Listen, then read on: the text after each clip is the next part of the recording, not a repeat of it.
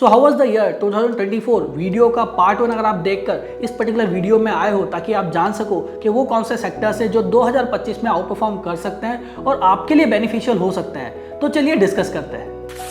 में सबसे पहला सेक्टर आता है कैपिटल गुड्स एंड इंफ्रास्ट्रक्चर्स का, जो लगातार बहुत तेजी से ग्रो कर रहा है। लास्ट ईयर या लास्ट फाइनेंशियल ईयर की बात करूं तो 2023 में गवर्नमेंट का जो कैपेक्स था इंफ्रास्ट्रक्चर्स एंड कैपिटल गुड्स से रिलेटेड वो था 7.5 लाख करोड़ का, जो कि बढ़कर ऑलमोस्ट 10 लाख करोड़ हो गया है, जो कि 33% का ग्रोथ दिखाया है। एंड इवन इस पर्टिकुलर सेक्टर से जुड़ी कंपनीज में जो डिमांड एक्सपेक्ट किया जा रहा है on the growth side and the infrastructure side, वो 8 से 10% के आसपास की डिमांड हम देखने को मिल रही है। एंड इवन यहाँ पे नितिन गडकरी जी के इंटरव्यू में एक बात निकल कर आई कि जो रिलेटेड और जो कंटिन्यूएशन में जो मेगा प्रोजेक्ट्स चल रहे हैं वो ये बताते हैं कि ये जो कैपिटल गुड्स रिलेटेड जो सेक्टर है ये आने वाले समय में यहाँ से आने वाले 5 से 10 सालों में 10 गुना तक बढ़ सकता है। इवन प्राइवेट प्लेयर्स की बात करें तो प्राइवेट सेक्टर भी लगातार इस पर्टिकुलर सेक्टर को लेकर बुलिश है एंड ऑलमोस्ट वहाँ पर भी उन्हें 20 से लेकर 25% का रेवेन्यू ग्रोथ नजर आता है। अब नंबर 2 पे जो आता है सबसे मेन सेक्टर जो कि हम आगे बढ़ रहे हैं वो आता है रिन्यूएबल एनर्जीज का। लगातार गवर्नमेंट ऑफ इंडिया का पुश टू रिन्यूएबल एनर्जी इस सेक्टर को बहुत ल्यूक्रेटिव बनाता है एंड इवन गवर्नमेंट का जो कैपेक्स है इस पर्टिकुलर सेक्टर को लेकर वो 35,000 करोड़ के आसपास का है। प्राइवेट कंपनीज भी इस सेक्टर को लेकर बहुत बुलिश हैं एंड उन्होंने भी लगभग 55,000 करोड़ के आसपास का कैपेक्स किया हुआ है। अब बात करें यहाँ पर गवर्नमेंट्स के जो प्रोजेक्शंस की, तो अभी करंट सिचुएशन में यहाँ पर 175 गीगावाट्स का प्रोजेक्शन रखा है गवर्नमेंट ने फॉर 2025 के। इतना प्रोडक्शन वो ग्रीन एनर्जी से करने वाले हैं एंड नेक्स्ट 5 ईयर मतलब 2030 तक ये जो प्रोडक्शन है थ्रू ग्रीन एनर्जी ये हो सकता है 500 gigawatts. This is what the expectations of the government and इसमें कितना efforts in green energy related companies का लग सकता है वो आप जान सकते हो। एंड इवन यहाँ पर देखें तो इनका जो डिमांड आ रहा है ईवी का, ईवी मतलब इलेक्ट्रिक व्हीकल्स का जो डिमांड आ रहा है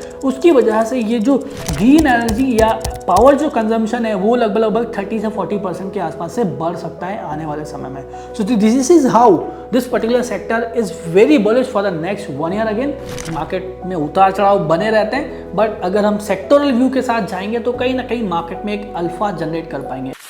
तीसरे सेक्टर की मैं अगर बात करूं तो तीसरा सेक्टर आता है डिफेंस सेक्टर, जो गवर्नमेंट ऑफ इंडिया चाह रही है कि डिफेंस में हम आत्मनिर्भर हो जाएं। इसी वजह से यहाँ पर पिछले साल के मुकाबले 13% ज़्यादा गवर्नमेंट ने कैपेक्स रखा है इस साल, जिसमें कि अगर देखें तो 5.9 लाख करोड़ का कैपेक्स लास्ट ईयर था, उससे 13% बढ़कर यहाँ पे कैपेक्स रखा गया 2024 में। इवन 2025 में भी पॉसिबल ये और थोड़ा बढ़ जाए। अभी की बात करें तो करंटली जो डिफेंस सेक्टर से रिलेटेड कंपनीज हैं उनके पास ऑलरेडी 90,000 के आसपास तक के ऑर्डर बुक्स है और इन ऑर्डर बुक्स में लगभग 15 से लेकर 20% का ग्रोथ देखने को मिल रहा है ऑन एवरी ईयर। इवन अगर बात करें तो डोमेस्टिक डिफेंस इक्विपमेंट मैन्युफैक्चरिंग की जो डिमांड है वो आने वाले समय में 1 लाख करोड़ तक पहुंचने की संभावना है as per the government and जो कि ऑलरेडी 10 से 15% के CAGR से ग्रो कर रही है। सो दिस इज हाउ ये जो पर्टिकुलर सेक्टर है defence can be a very fantastic sector to be look after for the next 1 year.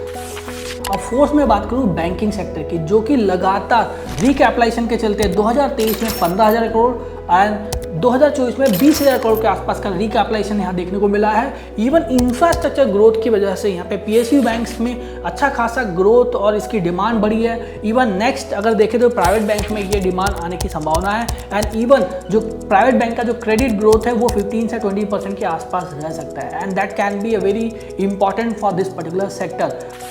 अभी नेक्स्ट सेक्टर जो है IT है, which is because of AI, cloud computing and the data centre का जो promotion government of India के द्वारा चल रहा है एंड इवन अगर बात करूँ साइबर सिक्योरिटी की वजह से इस पर्टिकुलर सेक्टर ने लास्ट 5 ईयर्स में 22% के CAGR से रिटर्न दिए और लास्ट ईयर में 37% का रिटर्न यहाँ देखने को मिला है from this particular sector. Even government of India जो है 2024 में 16,490 करोड़ के आसपास का कैपेक्स इस पर्टिकुलर सेक्टर को दिया है। इवन यहाँ पर अगर देखें प्राइवेट सेक्टर से इस पर्टिकुलर प्राइवेट कंपनी से इस पर्टिकुलर सेक्टर में अच्छा खासा ग्रोथ देखने को मिला है। इवन पूरे वर्ल्ड का जो IT रिक्वायरमेंट्स होता है वो इंडियन कंपनीज के द्वारा ही अचीव किया जाता है। अभी ये सेक्टर्स में अगेन एक रीबाउंड होने के चांसेस हैं और इसका डिमांड बढ़ सकता है।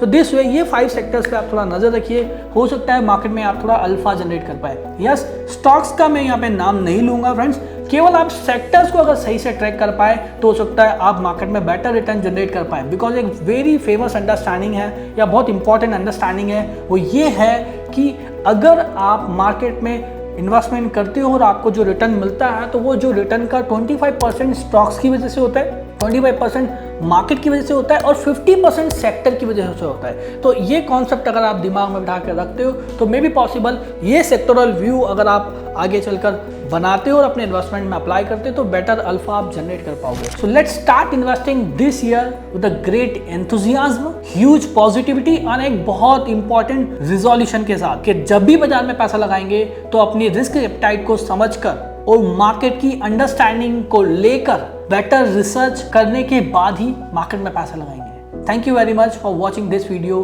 Till the end. Happy new year.